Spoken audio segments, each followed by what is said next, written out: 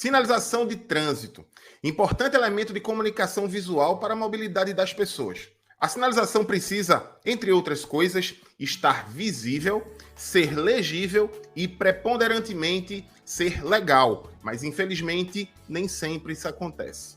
No vídeo de hoje eu vou mostrar alguns exemplos de sinalizações que não respeitaram esse preceito legal, afetaram a comunicação de trânsito, como os órgãos podem ser responsabilizados e qual o papel meu e seu de, quando nos depararmos com situações como essa, sabermos o que fazer.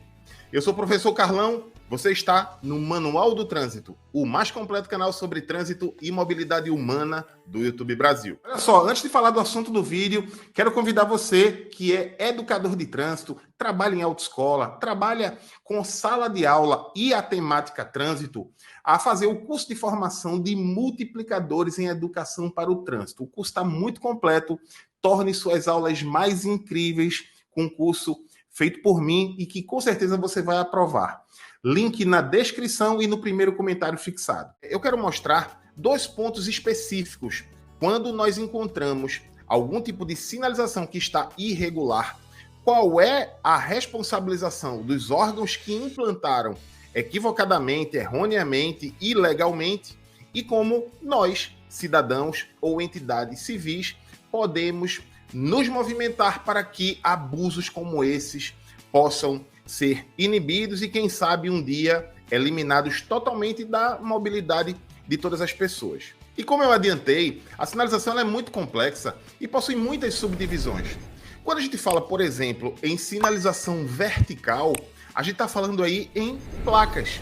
E quando vamos falar especificamente de placas, nós temos outras subdivisões. Nós temos as placas, por exemplo, de regulamentação, que são aquelas placas em que nós temos que obedecer e são elas que, quando desrespeitadas, constituem infração de trânsito. Temos também as placas de advertência, são aquelas que, como o nome já diz, nos adverte de situações potencialmente perigosas adiante. Além das placas de indicação, que são aquelas que mostram onde estamos, a que distância está a cidade que nós iremos, entre outras situações. Se você já se deparou sobre esse assunto, sinalização de trânsito ou sinalização viária, há alguns anos, muito provavelmente deve ter estudado o anexo 2 do Código de Trânsito Brasileiro, que foi aprovado pela Resolução 160 e incorporado ao Código de Trânsito. Mas atualmente, no dia em que eu gravo esse vídeo, já temos 9 manuais brasileiros de sinalização de trânsito. 9 manuais brasileiros de sinalização de trânsito. Alguns com mais de 300 páginas. Por isso, a complexidade desse assunto. Não vou falar sobre eles, mas só para que você saiba, veja aí quais são os manuais um a um. Volume 1, Manual Brasileiro de Sinalização Vertical de Regulamentação. Volume 2, Manual Brasileiro de Sinalização Vertical de Advertência. Volume 3, Manual Brasileiro de Sinalização Vertical de Indicação. Volume 4, Manual Brasileiro de Sinalização Horizontal. Volume 5, Manual Brasileiro de Sinalização Semafórica. Volume 6, Manual Brasileiro de Sinalização dos Dispositivos Auxiliares. Volume 7, Manual Brasileiro de Sinalização Temporária. Volume 8, Manual Brasileiro de Sinalização Cicloviária. Volume 9, Manual Brasileiro de Sinalização de Cruzamentos Rodoferroviários. Mas vamos para o ponto que eu vou mostrar aí, nada de complexidade. São sinalizações facilmente identificadas pela população quando são feitas de forma legal e irregular, mas que mesmo assim foram utilizadas totalmente ilegal. Veja essas placas.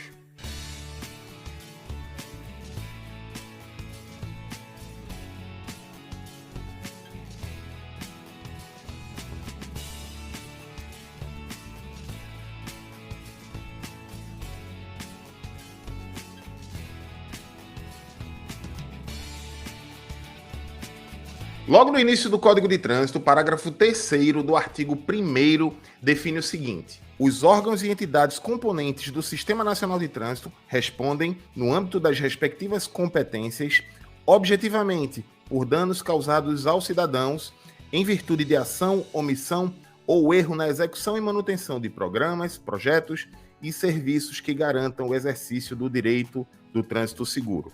E de forma muito simples, quando se diz que os órgãos e entidades que fazem parte do Sistema Nacional de Trânsito, isso inclui o órgão da sua cidade, está dizendo que a responsabilidade dele é objetiva. Ainda que não seja o órgão de trânsito que sinalize diretamente a partir de uma equipe de funcionários públicos, isso seja feito através de uma empresa terceirizada, qualquer problema que ocasione para o cidadão em virtude dessas possíveis falhas, a responsabilidade é objetiva. O órgão de trânsito não pode dizer o seguinte: mas quem errou foi a empresa contratada. Não, faz parte da contratação garantir que a empresa tenha as condições necessárias e, por isso, se responsabilizará por elas também.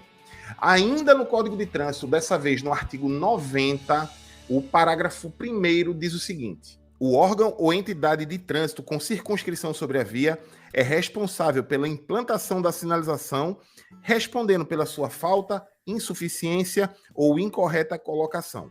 Logo, se em virtude de qualquer falha haja algum comprometimento na segurança no trânsito, o órgão será responsável.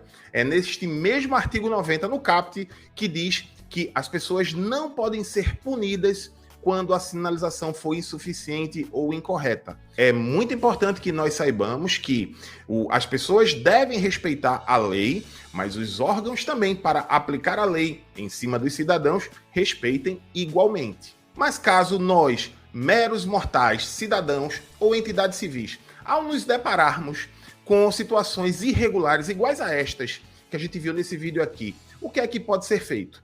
Para isso existe o capítulo 5 do Código de Trânsito Brasileiro, do cidadão, que tem apenas 2 artigos. Um é direcionado para nós fazermos nossas queixas e solicitarmos soluções, e o seguinte, o 73, é o artigo 72 e 73, como as entidades que receberem essa demanda das pessoas, das entidades, da sociedade civil, precisam responder. Vamos ler aí rapidamente ambos os artigos. Todo cidadão ou entidade civil tem o direito de solicitar por escrito aos órgãos ou entidades do Sistema Nacional de Trânsito, sinalização, fiscalização e implantação de equipamentos de segurança, bem como sugerir alterações em normas, legislação e outros assuntos pertinentes a este Código.